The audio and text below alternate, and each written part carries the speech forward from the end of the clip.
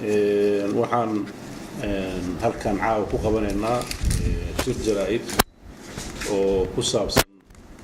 sidii aan ugu soo bandhigi lahayn ula wadaagi lahayn bulshada reer Puntland iyo bulshada Soomaaliyeed xogtaas oo ku salaysan safar bishan 8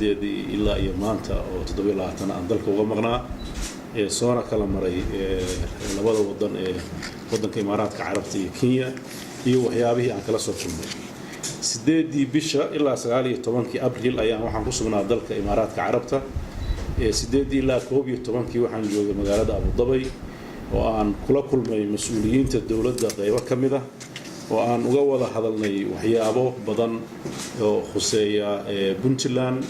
oo ay ka caawin jireen dalka Imaaraadka Carabta oo ugu horeysa dhinaca nabadgelyada iskaashiga dhinaca dhaqaalaha iyo horumarinta dhinaca ganacsiga iyo arrimo kale oo badan oo la khuseeyo runtii wada hadal dheer iyo iswaraysi waxaa halkaa ka dhashay isfaham ku saabsan aragtidii siyaasadeed dawladda Puntland u muuqanaysay taasoo ku salaysan in aan amniga gaarkiisa wax looga qaban karin haddii aanan horumarka dhinaca dhaqaalaha iyo ganacsiga iyo shaqo abuurka uun hareer socon runtii arrintaas aad bay u soo dhaweeyeen waxaa ka dhashay dawladda Imaaraadku in ay Abu Dhabi anagoo joognaba ay hay-adaha khuseeya dhinaca ganacsiga iyo maalgashiga ay noo fududeeyeen sidii aan u arki lahayn una soo bandhigi lahayn meelaha ku habboon inna laga caawiyo dhinaca ganacsiga sidoo kaleeto dawladda Imaaraadka waxaan horeyna qayb uga ahaan jirtay dhinaca gargaarka nabadgelyo bini'aadanimo waxaan ka codsanay in Puntland marxalad adag ay marayso oo dhinaca abaaraha iyo tabardarri dadka danyarta ah ee ku waxyeeloobay abaarta faraha badan iska soo noqotay waxayna aan ka rajaynaynaa in ay si toos ah hay-adaha gargaarka qaabilsan ee deegaanada Puntland ay uga furan doonaan xarumo si aysan u noqon wax qayladaan joogta ah iyagu ay uga mid noqdaan inay ogaadaan xaaladda dhabta ah waxaan rajaynaynaa gargaar degdeg oo dhowna inaan ka helno sidoo kalena hay-adaha gargaarka ee dalka Imaaraadka waxaan rajaynaynaa inay xarumo ka furan doonaan dhawaan dalka sidoo kaleeto waxaan la kulannay Chamber of Commerce Abu Dhabi waxaan u sheegnay meelaha u baahan fursadaha wax maalgashi ee ka jira Puntland iyo sidii loo horumarin lahaa waxaan dawladda Imaaraadku aan u gudbinay khaasatan Abu Dhabi intii aan ku sugnayn oo ah magaalo madaxda dalka Imaaraadka in dhinaca amniga dhinaca khaasatan badda oo ciidamada BMPF-ta ay gacan weyn naga siiyaan inay awoodooda ay kobciyaan maxaa yeelay waxa soo kordhaya baahiyaha loo qabo ilaalinta nabadgelyada dhinaca xeebaha maadaama dalka Yemen muddadan dambe uu qalalaase ka jiray hub iyo dad sharci darro ah iyo dad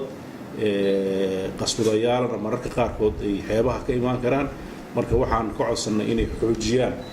dhinaca awoodda ciidan ee dhinaca badda ciidamadaas oo ciidamada ugu fiican ee Puntland ka mid ah xoogooda waxay joogaan dhinaca bariga ah marka in lagu daro awoodda ay u leeyihiin ilaalinta dhinaca xeebaha Puntland oo ah kala bar xeebaha Soomaaliya 1600 kilomitir oo xeeba ay Puntland leedahay Puntlandna awoodeeda dawladeeda hadda jirta kuma filna marka runtii aad iyo aad baan uga mahadcelinaynaa inay codsigaas naga aqbaleen aan rajaynayno awoodda BMPF dhinaca badda in la xoojin doono sidoo kaleeto waxaan ka codsanay maadaama ganacsatadu inta badan ay u baahan yihiin infrastructure dhinaca dawladda ka yimaada dawladda Puntland ay awood u lahayn inay infrastructure-ka ay xoojiso in ay qaybnaga wax nagala qabtaan garoomada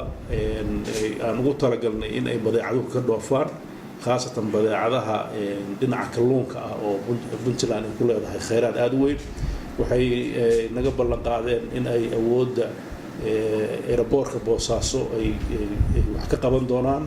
kilomitirka ka dhiman ku kordhin doonaan dhinaca nabadgelyadiisana ay wax weyn ka qaban doonaan si uu u noqdo airport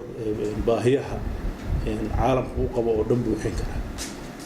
sidoo intaa kadib waxaan u soo gudubnay magaalada Dubai oo xarunta ganacsiga ee Imaaraadka ah imaaradaas oo ah imaaradda ay hoos tagto shirkadda Puntland dekedeeda maamusha ee DP World runtii markii ugu horeysay mas'uuliyiinta dawladda imaaradda Dubai ayaan wada hadal la galnay waxaan la wadaagnay xogta dalka dhinaca amniga khaasatan kiiskii lagu dilay Paul oo ahaa maamulaha dekeda Boosaaso ee shirkadaas maamusha maadaama shirkad laga leeyahay magaalada Dubai ahayd waxaan la wadaagnay warbixintii inteedii badneed soo dhamaatay runtii aad ay ugu qanceen dadaalka ay Puntland samaysay iyo baaritaanka ilaa hadda ay qabatay inta dhimanna inaan si joogto ah wada shaqeyno iyagana runtii waxay si gaar ah ugu ballan qaadeen in awoodda ciidanka dhinaca booliiska iyo xabsiyada iyo saldhigyada booliiska ay gacan naga siin doonaan iyo awoodooda dambi baareed sidoo kale waxaan la kulannay gudoomiyaha iyo maareeyaha shirkadda DP World oo runtii aan la wadaagnay marxaladda dekeda Boosaaso ay marayso xilligii heshiiska la galay iyo maantana tabasho badan oo dhinaca reer Puntland ay qabaan iswaraysigaas xog waraysigaas waxaa ka dhashay in labada dhinacba dhaliilo ay ka muuqdeen dhaliilaha qolo walba ay leedahay ay daaweyso kadibna hadda waxaa la isla gortay in shaqo cusub oo xadidan oo time frame la isla qabto si heshiisku uu noqdo heshiis macno leh oo fula waxaan rajaynaynaa sanadkan gudihiisa inta bilaha waliba August September in ay waxqabadkii ugu horeeyay oo ballaarinta dekeda Boosaaso ay fusho inta gudaheeda inaan helno xal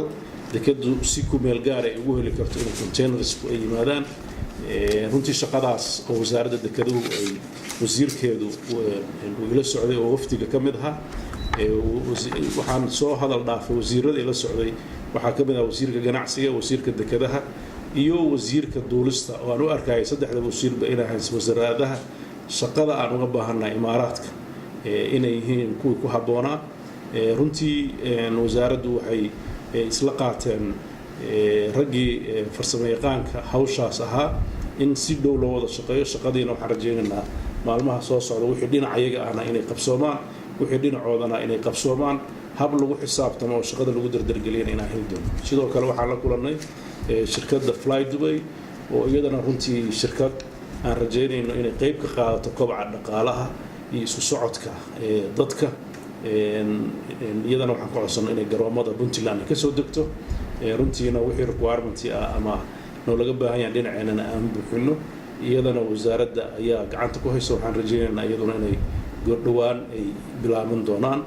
sidoo kale waxaan ka codsanay in caqabadaha dalku galka iyadana la fududeeyo si diyaaradaha ay dhaqdhaqaaqooda u kabcaan dadka reer Puntland oo marar badan baahi weyn u qaba ama dhinaca caafimaad ama dhinaca waxbarasho ama dhinaca safar ama kuwa imaanaya ay dib weyn kala kulmaan jihooyinka ay ka bixi lahaayeen maadaama imaaraadku meelaha noogu dhow ay yihiin in dhaqdhaqaaqaas la xoojiyo iyadana waxaan rajaynaynaa haddii ilaahay idmo in mushkiladaas goor dhow laga bixi doono waxyaabaha laga gudbo sidoo kale waxa u weyn oo dawladda imaaraadka Abu Dhabi iyo Dubai ba aad ugu codsanay oo runtii ahaa hadafka ugu weyn ee aan ka lahayn sidii loo fur lahaa xoolaha Boosaaso iyo guud ahaan gobolka Puntland in ay tagaan suuqa ballaaran ee imaaraadka oo runtii muddadii u dambeysay xayiraad uu naga saarnaa taasoo ah dhaqaalaheena meelaha ugu weyn oo aan ku tiirsanahay xoolaha dadkeenu maadaama dadkeenu ay dad reer guuraa u badan yihiin wax soo saarkeena muuqda ee sahlan uu yahay dhinaca xoolaha arrintaas ruuxadeeda runtii aad baa loo soo dhaweeyay gacantaana lagu hayaa waan rajaynaynaa si dhaqso ah oo dhow inay u farbuudo ballanqaadyadaas iyo isfahamkaas ku salaysnaa wax wada qabsi iyo wada faa'iid ama waxa afqalaad lagu yiraahdo win-win situation oo aan ahayn annagu kaliya inaan wax ka dalbanayna iyagu ruuxadooda dalka inay maal gashtaan oo faa'iido ka helaan ayaa saldhig u ahaa runtiina aragtidaas aad bay u soo dhaweeyeen waxaa noo yimid shirkado aad u fara badan oo danaynaya dalkeenna maxaa yeelay dalkeenna khayraad aad u fara badan buu leeyahay oo dhinaca kalluunka xoolaha iyo macdantaba waxaan kaloo iyadana xoogga saaraynay si dhaqaaluhu u kobco meelaha Puntland ay ka liidato oo ah dhinaca quwadda korontada ee awoodi karta inay warshado abuurmaan sidoo kale shirkado reer imaaraada ayaa dhawaan imaan doona oo iyaguna daraasad ku sameyn doona sidii loo heli lahaa quwad ballaaran oo suuro gelisa dadka maalgashiga doonaya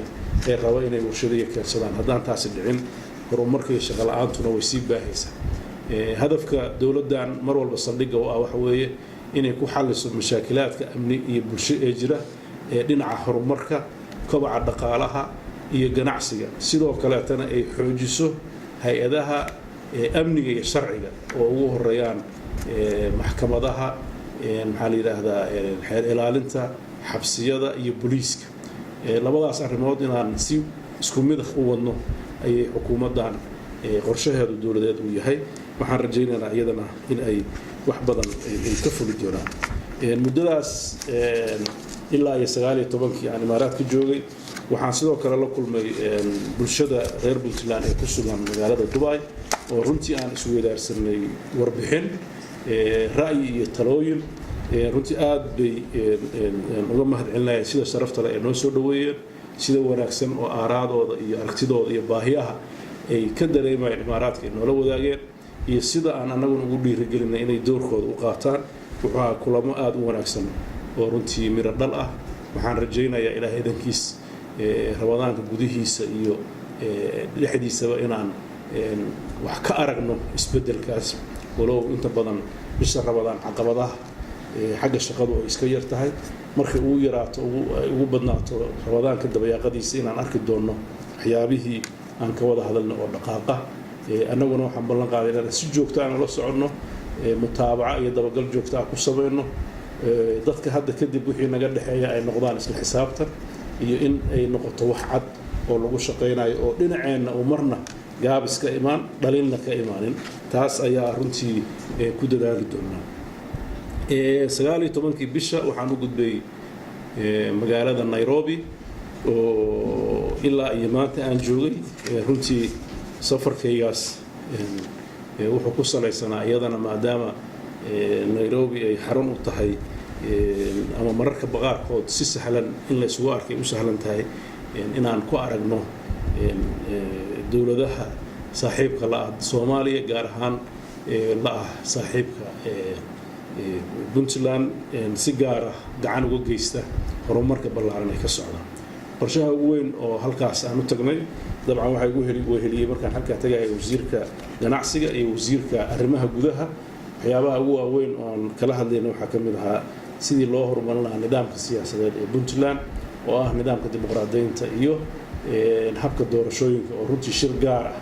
oo Soomaaliya dhan loo qabto si gaarna Puntland loo qabto maalinta Khamiista la soo dhaafay u jiray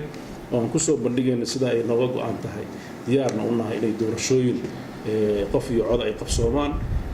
iyaguna ay gacan naga siiyaan iyadana runtii afgarad ayuu ku soo dhamaaday waxaan rajaynaynaa shaqooyinka arrimahaas ku saabsanna inay goordhow ay bilaaban doonaan sidoo kale muddada aan joogay waxaan arkay safiirada dalal dhowr ah oo ugu horeeyay dalka UK ama Ingiriiska EU-da USA Sacuudiga Sweden Norway India Masar iyo Kenya oo dabcan mas'uuliyiin ka tirsan dalka Kenya aan aragnay intaba waxaan kala hadlaynay sidii guud ahaan arrimaha Soomaaliya xaaladda ay marayso iyo si gaar ah arrinta Puntland iyo baahiyaheeda iyo waxa hortabinta leh iyo waxa ay nagala qaban karaan waxaan sidoo kale meesha joogay siyaasiyiin aad u fara badan oo Soomaaliya qaybaheeda kala duwan ah oo dawladda dhexe iyo dawladaha xubnaha ka ah dawladda Soomaaliya federaalka ah ay in ka badan aan arkay iyo dad waxgarad ah oo iyo ganacsato isugu jira oo Soomaaliya iyo reer Puntland runtii muddada aan joogay waxaan yeelanay kulan gaar u ahaa dadka reer Puntland qaybihiisa kala duwan oo xog waraysi dhab ah aan ku siiyay xaaladda dalku marayo xaaladda Puntland marayso iyo waxa Puntland laga filayo oo aan rajaynayno inay qaadato runtii kulankaas wuxuu ahaa kulan si gaar ah oo saxaafaddu dib u joog ka ahayd iswaraysi dhab ah ayaa ka dhacay waxaan rajaynayaa inuu sixi doono isu soo dhawaanshaha iyo wada shaqaynta bulshada reer Puntland ee dibadaha jirta bilowgeedii uu ahaa iyo dawladda Puntland dadaalada ay wado inay u soo bandhigto si ay kaalintooda uga qaataan waxa iyagana kulan gaargaar iyo mid guudba aan wada yeelanay madaxweynayaasha Jubbaland Axmed Madoobe iyo madaxweynaha Galmudug Master Axmed Xaaf labadoodaba waxaan ka wada hadalnay arrimaha Soomaaliya iyo xaaladda maanta marayso iyo cakirnaanta ka jirta muddadii laga soo bilaabo bishii 9 ee 2018 shirarkii joogtada ah ay u qabsoomi jireen dowladda dhexe iyo dowladaha xubnaha ka ah federaalka oo baaqday sidii arrimahaas waxa jira iyo aragtiyaha la kala qabana la isku soo dhaweyn lahaa aragti cadna laga qaadan lahaa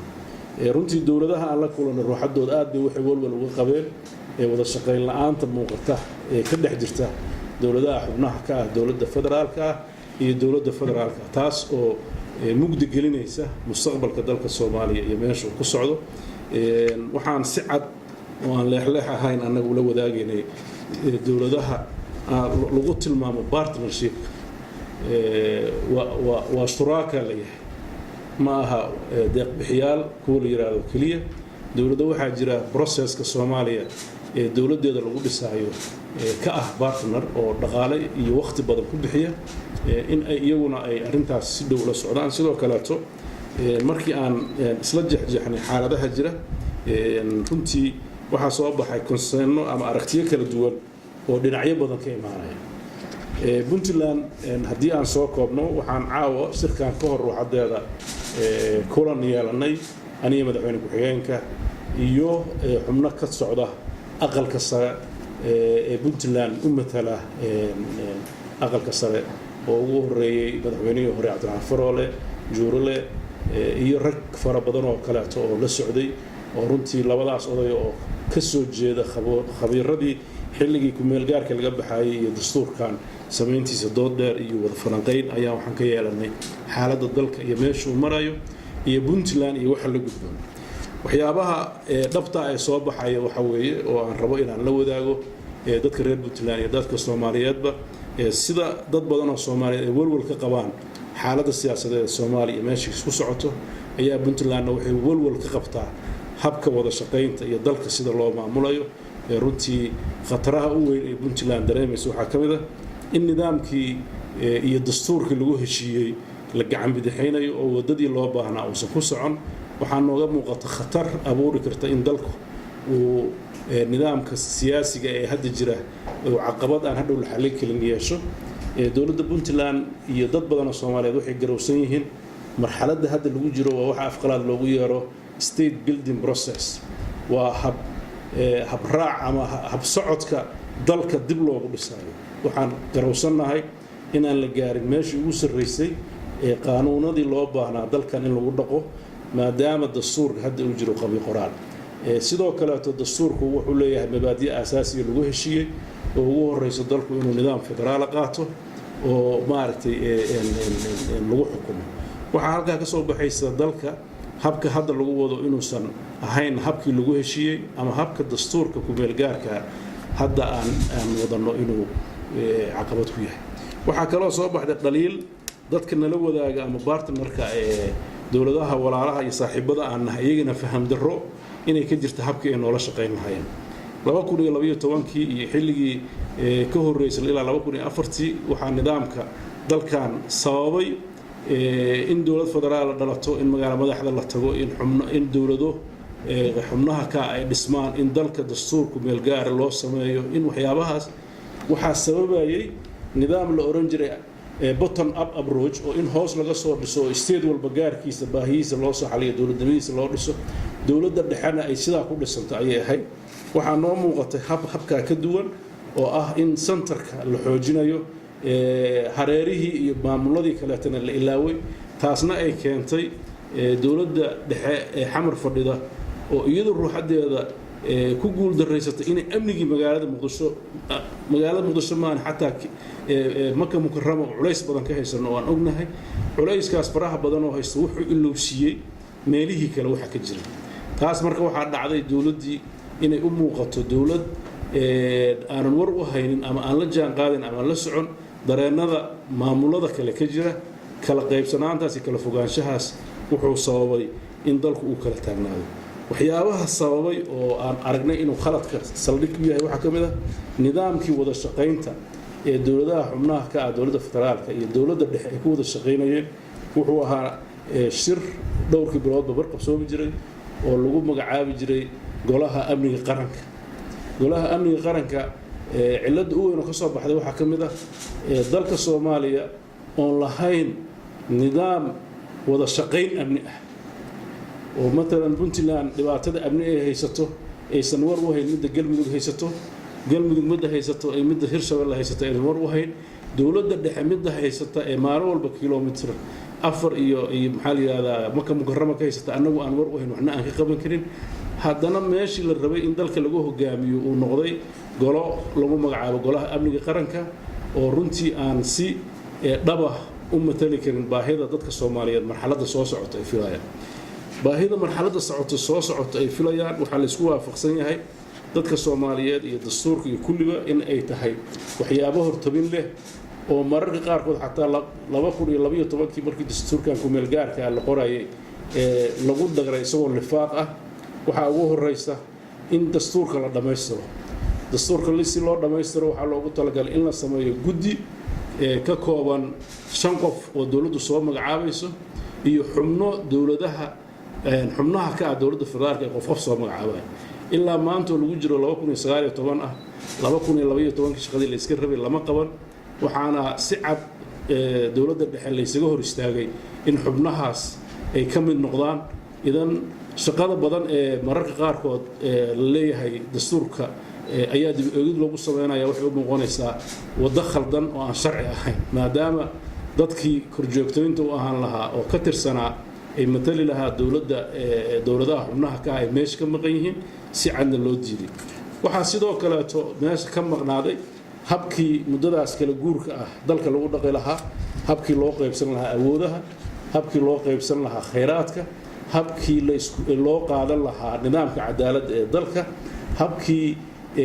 doorashooyinada dhici doona loo geli lahaa sida ay u shaqeynayaan gudiyada madaxa bannaan ee doorashooyinka iyo xuduudaha sida wada shaqeyntu oo noqonayso ayaa dhan ay halis gashay waxaa soo baxay in dawladdii dhexe iyo caalamkii ay ku qancisay shaqadu inay iyadu leedahay ay iska wadato dalkii loo sameeyey waxa la yiraahdo National Development Plan oo aysan goboladu aysan war fiican ka hayn maalinta marmar intii la yimaado waraysi aan koobnayn intii la yeesho la wado waxa kale oo soo baxay waxyaabo la yiraahdo tubaha oo sectors ah oo iyadana loogu talagalay in caalamkii loogu gudbiyo baahidaas inay Soomaali qabto deeqahaas markay yimaadaan meel ay ku baxaan la garan lahayahay shirarka isla xisaabtankana ay ka soo baxaan ribooro bilaayin dollar oo Soomaaliya loogu deeqo dadka Soomaaliyeedna ay waxay ka arkaan aysan jirin arrintaas waxay shaki gelisay dadka Soomaaliyeed annaguna haddaan nahay maamulka Puntland waxaan wakiil ka nahay dadka reer Puntland waxaa khasab nagu ah wixii aan aragnay inaan la wadaagno si ay iyagu ruuxadooda ay mowqifka ku habboon u qaataan runtii Puntland muddadii hadda ay jirtay waxa ay dood badan ka qabtaa nidaamka dakhliga ama hawlaha soo gala deeqaha dalka soo gala loo qaybiyo oo runtii ay dulan weyn ku qabto waxaa dhaca hab aysan raalli ka ahayn shaqadeeda oo maalinta ugu dambaysa mararka qaarkood la yiraahdo shir ka soo qaybgala la qaybsaday la qoondeeyay go'aanada ka soo baxayna la sii qoray intaan shirka la tagin taasoo runtii caqabad ku noqotay dalkii inuu wada socdo waxaa ka mid ah awoodaha dalka uu leeyahay in lagu takrifalay ee ahaa isku dheelitirka iyo waxwad qaybsiga awoodaha habka dalku maanta u dhisan yahay ama hal dawladaha xubnaha ka noqoto ama hab beeleedba ha noqotay maadaama weli 4.5 aan laga gudbin waxaan dhaliil weyn ka qabnay sidii loo maareeyay gudoomiyihii bangiga dhexe ee Soomaaliya oo runtii ah xadgudub habka nidaamka wax qaybsiga muuqda oo haddana process runtii aad u khaldan oo in la sheego habboon lagu sameeyay waxaad ogtihiin inuu muddo dhowr bilood socday sidii gudoomiyaha bangiga loo xul lahaa oo wax qayb ahaan dadka reer Puntland ay u lahaayeen waxa hareer socotay mar la bedelaya gudoomiyaha maxkamadda sare looma marin process nin baa laga qaaday nin isla haybtii ah baa lagu bedelay Puntland waxba kama qabin laakiin gudoomiyaha bangiga dhexe marka la soo gaaray waxa la tartan furan ha loo galo markii ugu horeysay waxa laga leexiyay wadadii saxayd oo habkii wax qaybsiga inta laga gaarayo waxba kama qabno mustaqbalka dadka Soomaaliyeed inay imtixaan iyo ku soo yimaadaan oo qofka ku habboon uu noqdo waxba kama qabno waxa loo ololeeyay in halkaas si looga bixiyo la yiraahdo qof aan Soomaali lahayn waa la qaadan karaa ogeedeen ololaha la galay markii taa laga soo gudbay oo la furay oo dadkii reer Puntland ay iyagoo waxba ka qabin xataa tartankii galeen tartankii markuu soo dhawaaday oo dadkii short listiga ah reer Puntland noqdeen ayaa waxaa la qaatay nin qoladii fittingka sameynayso dadka kale xulaysa ka mid ah oo aanan ahayn reer Puntland iyadana runtii waxay tahay nidaamka hab qaybsiga in lagu xadgudbayo waxay ka dhigan tahay in Puntland aan waxba laga weydiinayn awoodaha sare ee dalku leeyahay sidaasna dalku kuma sii socon karo saxna ma runtii concernadaas aan qabnay marar badan oo horeeto dusha uma sheegi jirin waxaan ku dadaalnay inaan la wadaagno dadka walaalaha Soomaaliyeed iyo dadka dawladaha deeq bixiyaasha ee Soomaaliya inay hagaagta jecel doodaas wax badan ayaan la wadaagnay nasiib wanaag ugu dambeyntii waxaan isla garanay wax kasta oo khaldan in la saxo Puntlandna waxay diyaar u tahay haddii wax khaldaman inay wax saxdo wixii khaldamay inay hore uga socoto laakiin waxa aan rabnaa in la xisaabtamo wixii khaldamay haddii la sixi karo la saxo haddii la sixi waayana khaladkaas uu dib daba u dhicin si taa u dhacdo waxaan runtii dood dheer oo ay yeesheen xubnaha dowladda dhexe xubnaha ka ah iyo wada tashi la sameeyay madaxda sare ee dalka madaxweynaha iyo ra'iisul wasaaraha waxaa la isla gartay maadaama tabashooyin Puntland sida uu qabto si la mid ah Galmudug ay u qabto sida la mid ah inay Hirshabelle u qabto si la mid ah Koonfur Galbeed u qabto si la mid ah ee Jubbaland u qabto haba kala duwanaadeen duruufaha iyo xaaladaha ay ku kala nool yihiin si taas xal loogu helo oo qof walba tabashadeeda la helo waxaan soo jeedinay guud ahaan dadkii meesha jooga la isla gartay in la yeesho shir wada tashi ah shirkaas wada tashigaana uu ka dhaco magaalada Garowe oo shirkii xilliga calaamasaarka aan ku ballan baaqnay wuxuu ahaa shir dib u heshiisiin oo stakeholderska ama dadka daneeya Soomaaliya oo dhanka qaybaheeda ka soo qayb galaan maadaama aragtiyaha iyo habka loo heshiinayo qaabka dalka loo wadi doono lagu kala aragti duwan yahay waxaan ka doorbidnay in marka horeeto shir kooban oo wada tashiya uu dhaco bishan soo socota May labadeeda ilaa iyo inta ku filan oo aan badnayn oo runtii aan rajeynay inuu Ramadaanka ka hor u dhamaado shirkaas inuu noqdo shir wada tashi ay isugu yimaadaan madaxweynayaasha xubnaha ka ah dawladda dhexe dawladaha xubnaha ka ah dawladda dhexe Puntland Galmudug Hirshabelle Koonfur Galbeed iyo Jubbaland sidoo kalena ay ka soo qayb galaan madaxweynaha Jamhuuriyadda Federaalka Soomaaliya mudane Maxamed Cabdullaahi Farmaajo iyo ra'iisul wasaaraha mudane Xasan Cali Khayre shirkaas markii la isugu yimaado inuu noqdo shir si dhaba loogu wada hadlayo oo la rajaynayo in lagu jaangooyo qaabka madaxda dawladaha xubnaha ka iyo dawladda dhexe wada shaqeynayaan sidoo kale in lagu xadido magaca uu qaadanayo habkaas lagu wada shaqeynayo oo uusan noqon kii hore la oran jiray golaha amniga qaranka sidoo kalena waxaa laga rajaynayaa inay ka soo baxaan cidda processkaas la rabo in Soomaaliya marxaladda ay ku jirto hore looga sii qaado ka qayb gali lahayd awoodaha ay yeelan doonaan sidoo kale waxaan rajaynaynaa inuu shirkaas ka soo baxo qodobada la rabo in hortabinta leh marxaladdan 2020 inta ka horeysa laga rabo in ay dawladaha xubnaha ka ah dawladda dhexe iyo dawladda federaalka inay ka wada shaqeeyaan oo annagu aan u aragno in si dhab ah looga wada hadlo dib u eegidda dastuurka iyo sida iyo wadada uu ku socdo oo ah waqti khaldan sidoo kale muddada dalku uu gaarayo sharciyad dhameystiran iyo doorasho qof iyo cod ah iyo madax haysata sharciyad dadka Soomaaliyeed oo dhan ah in la ilaaliyo habka wax qaybsiga ku salaysan isfahamka power sharing ah sidoo kale in laga wada hadlo habka qaybsiga khayraadka dalku leeyahay iyo deeqaha dalka la siiyo iyo wadooyinka loo marayo waxa kale oo iyadana muhiim ah in laga wada hadlo habka nidaamka dalku uu yeelanayo nidaamkiisa garsoorka si dalku uusan u galin buuq waxaad ogtihiin waxa aan ka hadlayo dhan waxba ka bilbilaabin laakiin waxa lagu sameeyay wada leexin waxyaabaha kale oo iyagana aan rajaynaynay hortabintu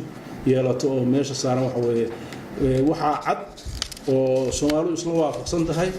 in madaxweyne kasta ama dawlad kasta marka ay dhameysato muddo xileedkeeda in uu yimaado hab wax loo isbedel ama doorasho ku dhacayso doorashadaas lama mid ahayn midii 2004 dhacday tii lama mid ahayn Djibouti ka dhacday 2009 taasi lama mid ahayn tii 2012 ka dhacday Xamar taasi lama mid ahayn midii ka dhacday meesha la yiraahdo Muqdisho 2017 tan soo socota ruuxadeeda in laga wada hadlo sidee u ekaanaysa oo muddo kooban oo 2 sano ka yar ay hartay iyadana waxay u baahan tahay habkii looga hadli lahaa iyo ciddii ka hadli lahayd